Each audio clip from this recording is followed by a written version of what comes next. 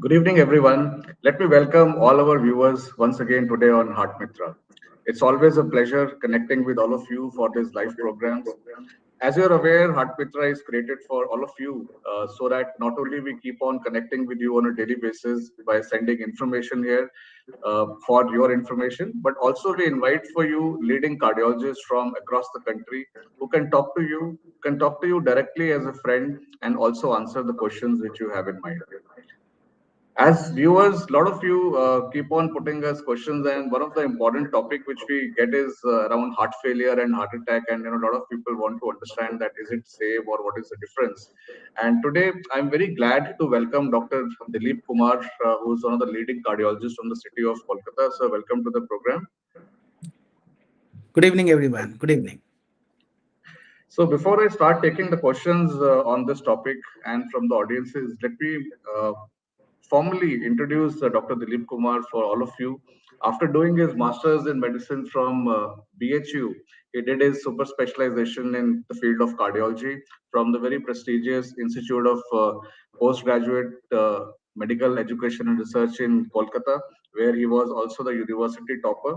And for last 17 years now, he is serving his patients in the field of cardiology, and he has done more than 5,000 coronary angioplasties and also placed more than 3,000 pacemakers. So we know that we are talking to someone who's an expert on the subject. He also has more than 50 research publications in various medical journals and also recipient of many awards. Currently, he is working as Director, Cath Lab Services and Chief Academic Coordinator at Medica Super Speciality Hospital in Kolkata. So let me straight away hand it over to you and for your opening remarks. A lot of our viewers, they want to understand about heart failure, and then generally, there's a confusion amongst people mind. Is it same as heart attack? Is it different? So you can, I hand it over to you for your opening remarks. Thank you, Sanjeev, and thanks to entire AstraZeneca team for this wonderful initiative. As a patient awareness, a platform where we can talk one is to one with almost so many people there, and we can have a kind of conversation discussions when the questions can put up, will we can answer those questions. So I think this topic is really very interesting as well as very very important. You see heart failure versus heart attack. So for common people, both look same for them, heart failure and heart attacks, but they are grossly very different. So one is a spectrum of problems. So heart failure spectrum starts from a patient who is asymptomatic, who doesn't have any problem. He doesn't complain of anything, but still he can have a heart failure stage A once he has a diabetes or a hypertension. So risk factors. So stage A heart failure has only risk factors, and then there is advancement of symptoms, and then the patient develops refractory symptoms, and then the stage of heart failure progresses. So this is heart failure, which is a long-term problem for a patient stretching between stages A to 4. But at the same time, when we talk about heart attack, this is very, very critical. So you don't have much time when you talk about heart attack and someone gets heart attack. Heart attack means your heart is supplied by three coronary arteries, and if one of them all of a sudden gets occluded, then the heart, myocardium supplied by that particular vessel, gets jeopardized, and the myocytes there starts dying. And if we don't open the vessel within 12 to 24 hours, the patient's that part of myocardium gets irreversibly damaged. So this is heart attack for everyone. This is a medical emergency, a very, very, very time bound treatment is there for heart attacks. But heart failure is a general, a spectrum of problem which can lead to heart failure, be it a systolic heart failure where heart is unable to pump, or heart is unable to relax, what is called diastolic, or heart failure with low ejection fraction. So this is in nutshell heart failure and heart attack. Yeah. Okay, so these two are, as Dr. Dilip highlights for us, are two very different things. Heart attack is generally presented with acute chest pain, and it's a very emergency situation, as you mentioned. And heart failure is more of the losing of the pumping capacity of blood by the heart, and it may come slowly but stay for a longer time. So how is it generally, all of us as common people, we know that heart attack is very easy, like to understand, and we know it's time for us to go to a doctor when the chest is paining. But how is heart failure presented? What are those early symptoms, which common people can identify, which you can highlight so that they know that there is some problem happening with the heart and they decide to go to their doctor? Yeah, so the commonest symptom of heart failure is shortness of breath and fatigability and effort intolerance. What we can use these languages also. So someone who was able to do his normal activities, but for off late he's unable to do all those activities. Someone who was able to run, now he's not able to walk even 500 meters. So these are earliest signs of heart failure. And some other signs could be, swelling in the feet, swelling of the body. Some of the patients develop, chest discomfort because of underlying cardiac problem. So these are cardinal signs and symptoms of heart failure. These are fatigability, effort intolerance, shortness of breath, swelling of body, feet especially, and sometimes chest pain. Okay. So basically swelling and of various body parts, and then you talked about the shortness of breath as well.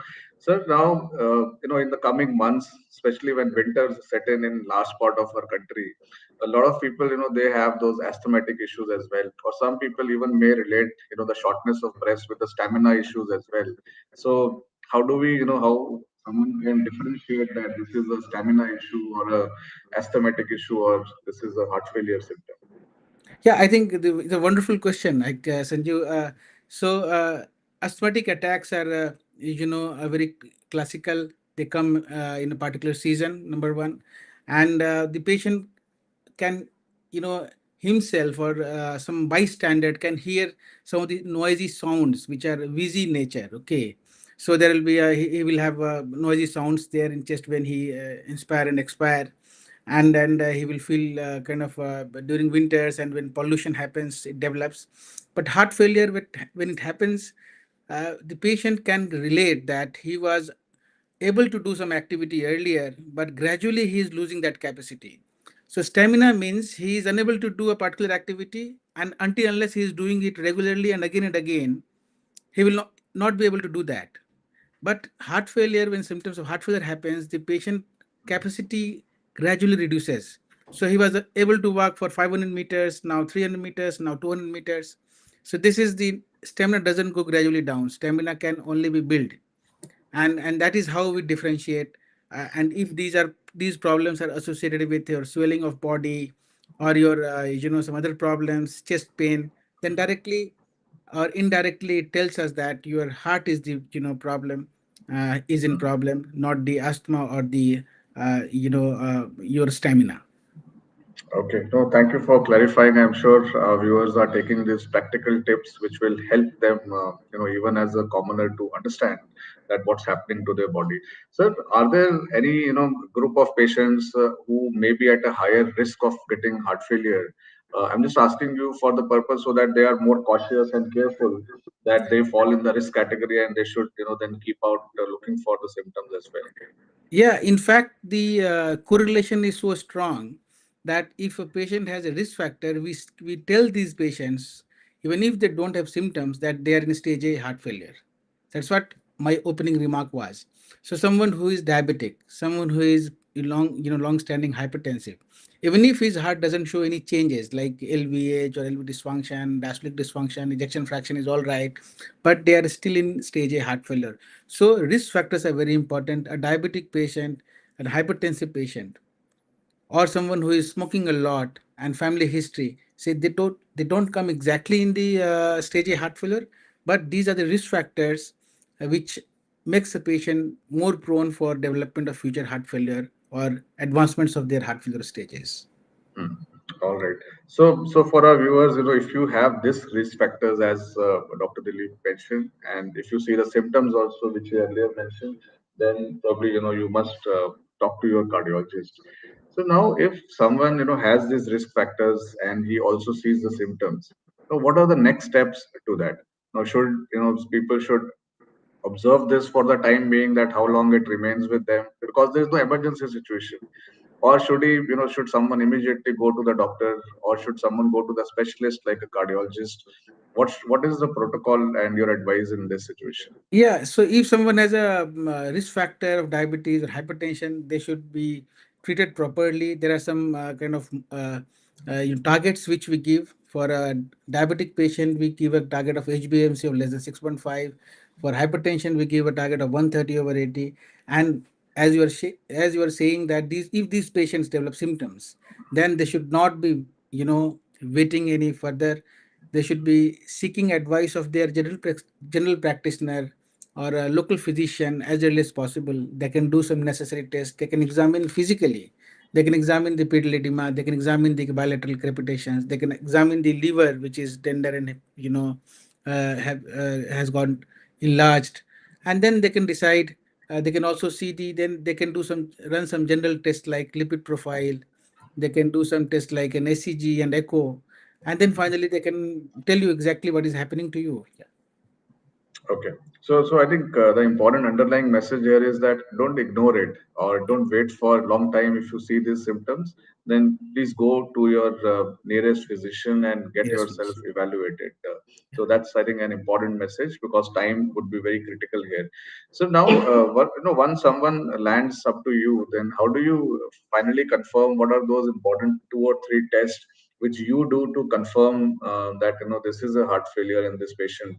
And then once it is confirmed, a lot of people also want to understand that what's the process like. Someone has to get hospitalized to treat heart failure, or like is it managed in the OPD? So if you can highlight Yeah. some of So, so s- it depends on patient symptoms in which stage patient has come to us.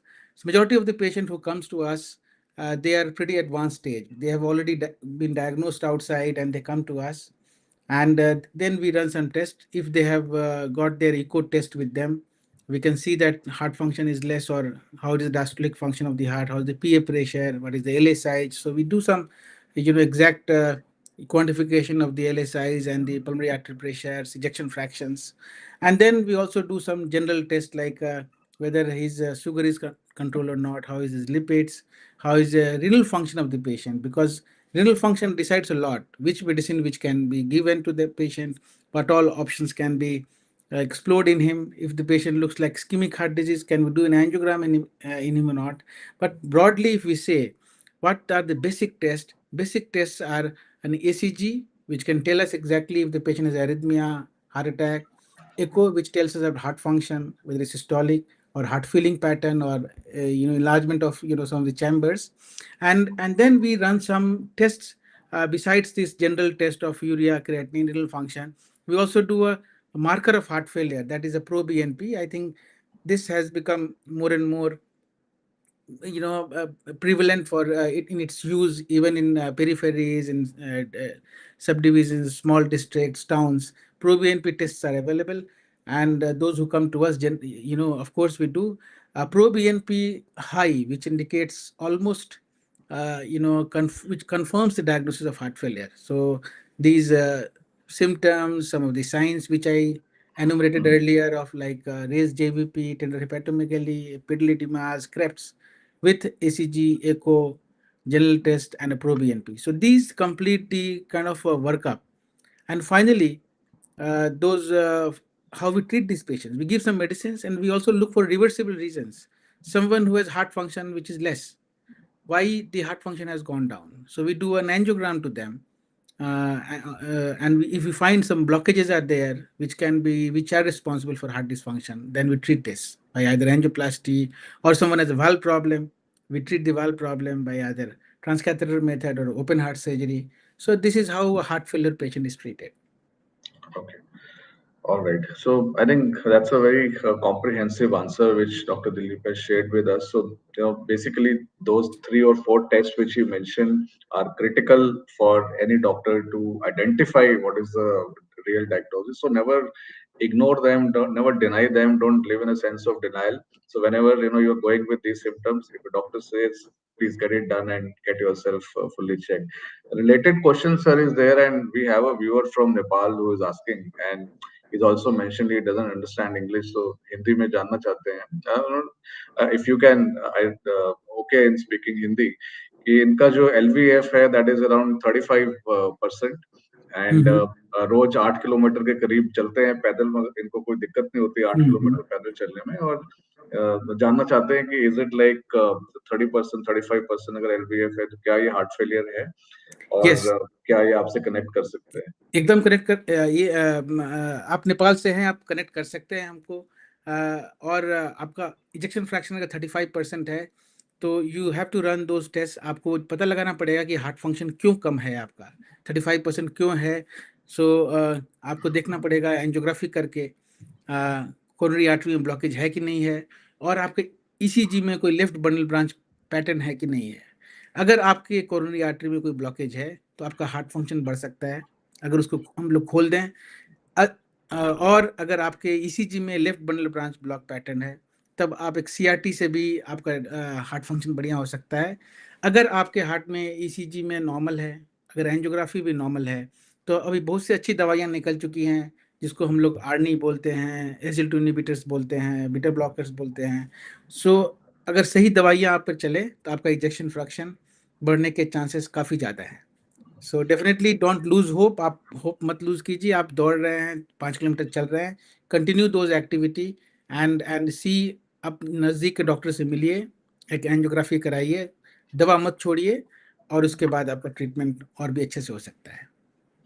Ji, thank you. So Keshav ji, I hope आपको अपने सवाल का जवाब मिल गया होगा, और आप बिल्कुल कनेक्ट कर सकते हैं अपने नियरेस्ट कार्डियोलॉजिस्ट से, या डॉक्टर दिलीप कुमार से भी आप कनेक्ट कर सकते हैं. Sir, moving forward now, you have covered some of the things in this now, on the treatment approaches, like if someone sets in with a heart disease and heart failure, something, there's a lot of psychological pressure as well.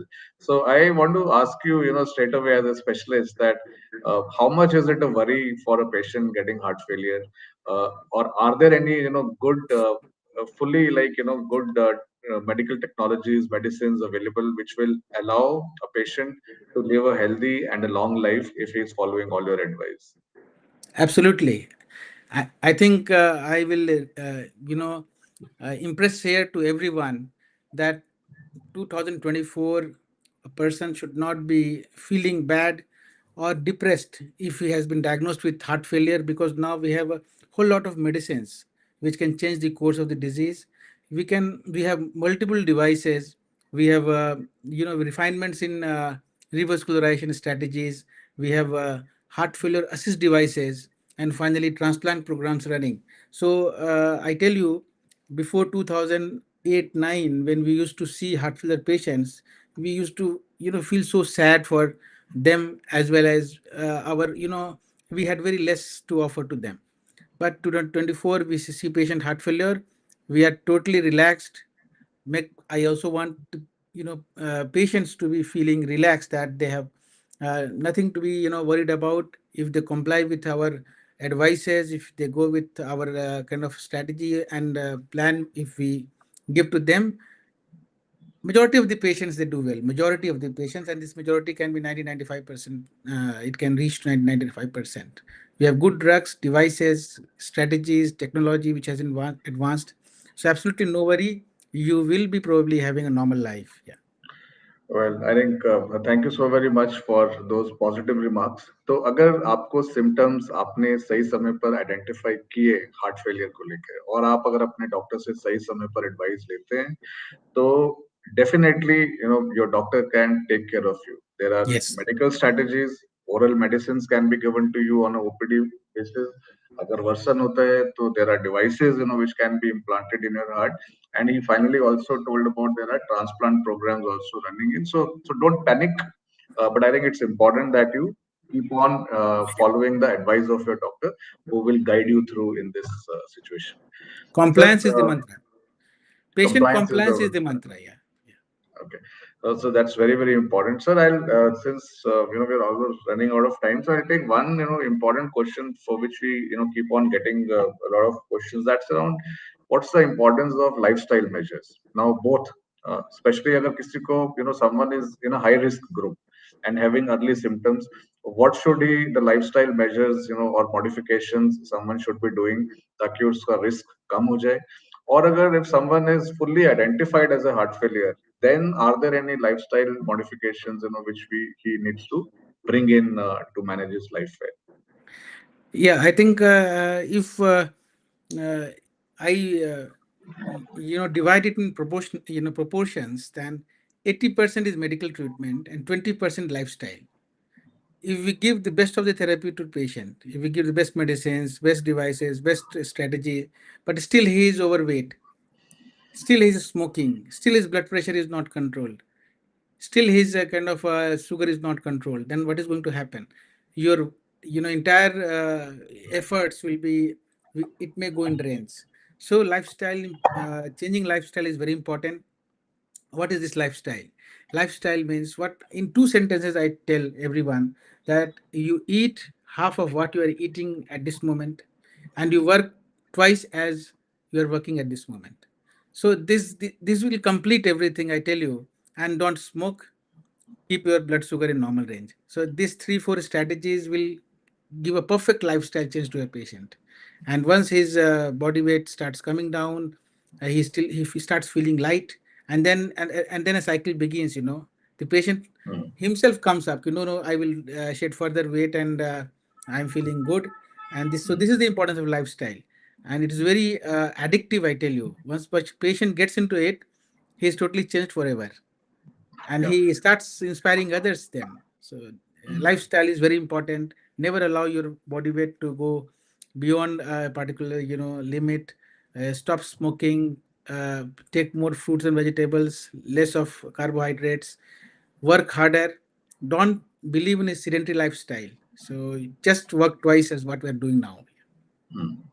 Very important, as he emphasizes that lifestyle modifications are extremely important. Only medicines may not work well till the time you follow the advice on lifestyle measures. But sir, just one leading question out of it. Now, you earlier mentioned that in during heart failure, someone may have a shortness of breath, breathlessness during doing some activity.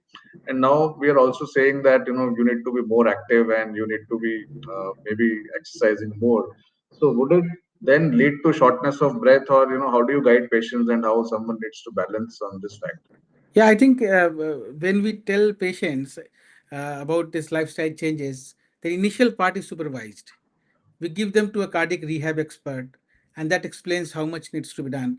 And suppose someone who is doing at home, he is not exposed to a supervisor or a rehab specialist. The idea is they have to gradually build their exercise capacity. It's not like day one they start swimming and jogging, and then Hmm. jogging for 10 kilometers. So he has to push his limits gradually and gradually, so that in 2 3 months he attains a level where he can just continue and maintain that. Very important. So gradually build up your exercise plan and activity level in a graded way under the medical supervision. So I think that's good. So, sir, I must thank you, Dr. Dev Kumar, today for very comprehensively answering all these questions. Some of them were very very basic, looking at your expertise, but you were so kind for our viewers to explain all this in detail. I must thank here Dr. Dilip Kumar for joining us today for this program. I also must thank everyone who watched us live today or who would be watching this program later on as well. If you have anyone in your friend circle or family whom you think this conversation can be useful, he is having risk factors of heart failure or heart disease, you can simply share the link of this program with them, and this conversation can be helpful for them. But sir, before I conclude, I give it for your closing remarks. If there is anything still you want to emphasize or any points you want to say in summary, please do that. Yeah, so just to conclude, mark your numbers, and make your blood pressure less than 130/80 if you're hypertensive. Uh, get your LDL within 70 if you're having diabetes or risk factors, and keep your BMI less than 25. So these numbers are very important, and finally HbA1c less than 6.5 if you're diabetic. So these three, four numbers you should be memorizing them and complying with them. Thank you so much. Well, Thank you. And on this note, we conclude this program. If you need more information or more advice on this subject related to heart disease, you can always visit Dr. Dilip Kumar at Medica Super Speciality Hospital in Kolkata if you live anywhere in Bengal or eastern part of the country. But if you are watching this program anywhere else in the country or any other city, then please do connect with your nearest cardiologist if you see the symptoms, which Dr. Dilip shared with us. Thank you so very Thank much, you. everyone. Thank you.